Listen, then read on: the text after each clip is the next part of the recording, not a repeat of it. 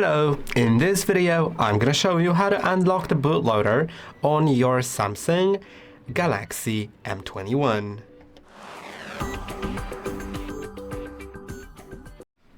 Unlocking the bootloader may be useful for many different reasons, including, for example, installing some unofficial software like custom recovery or custom ROM. About the custom recovery, there is a video about it on the channel, so you can go ahead and watch that as well. But also unlocking the bootloader may be useful for some other things. So now how to do it, it's pretty simple. First you need to go to your settings on the phone and make sure that you are connected to some internet network. So most likely you'll just connect to Wi-Fi.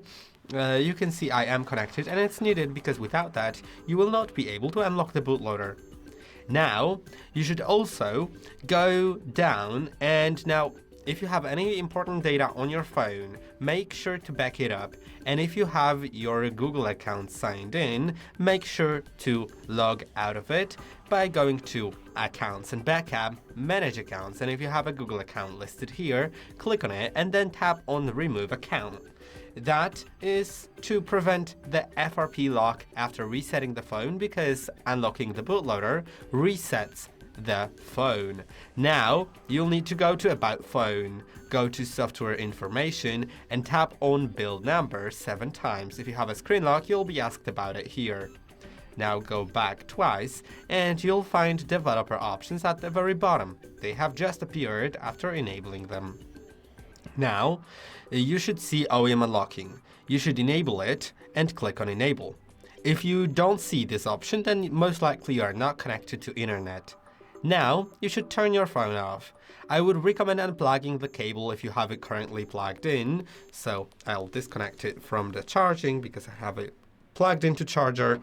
And now let's turn the phone off by pressing and holding on power and volume down, then tap on power off.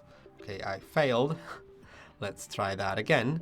Power and volume down, then power off and tap on it again. Now, wait a little moment and get a cable ready that will be connected to your computer and not yet to your phone. Once you have the cable ready and connected to your computer, then you'll need to plug it into your phone, but you'll need to do it while holding volume up and volume down at the same time on your phone. So let's do it. I'm holding volume up and volume down, and I have plugged in the cable during that. Now you'll see this blue screen. What you need to do now is press and hold on the volume up. Now you'll see this screen. You can see in my case it asks me whether I want to unlock the bootloader. Click on volume up to say yes and volume down to say no.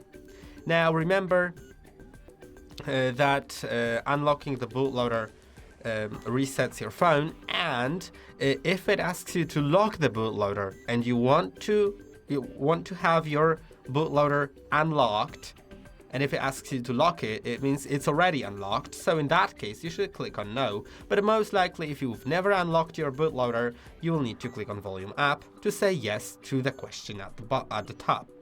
Now the phone will reset, and it may take some time, so get ready for a little wait. Approximately 5 minutes. If this alert shows up, just click on the power button if you want to go through it, or wait about 15 to 30 seconds until the alert goes off by itself. Now you can see it is erasing. It'll now start restarting. Let's click on the power button again, and I'll be back in like 5 minutes. Okay, now after a restart, the phone has turned on, and most likely the bootloader is now unlocked, but it is very worth setting the phone up real quick just to check whether it shows up in the developer options, because sometimes it's unlocked, but you just need to set up the phone and check it in the developer options after connecting to Wi-Fi. So the phone reads all the data and knows the bootloader is unlocked, and you don't have any problems later. I've had a few situations where I needed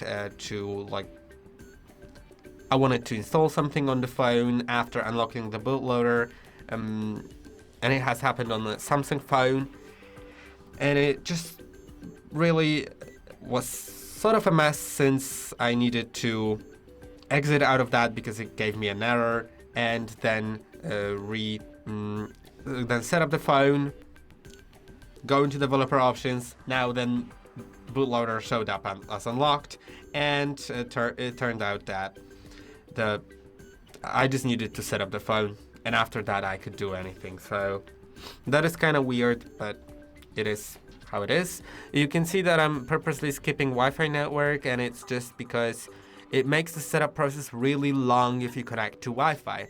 It needs to read all the data from Samsung servers and Google servers and everything. And here I'm just skipping everything, so I'm skipping Wi-Fi, even though I need it for the developer options.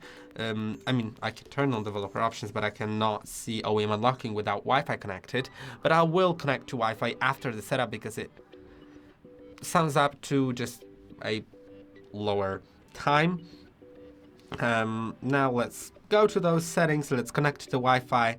As I said, it's just connections, Wi-Fi. Make sure it's on and that you have a network that you can connect to. Enter its password, of course. Click on connect. And now go back.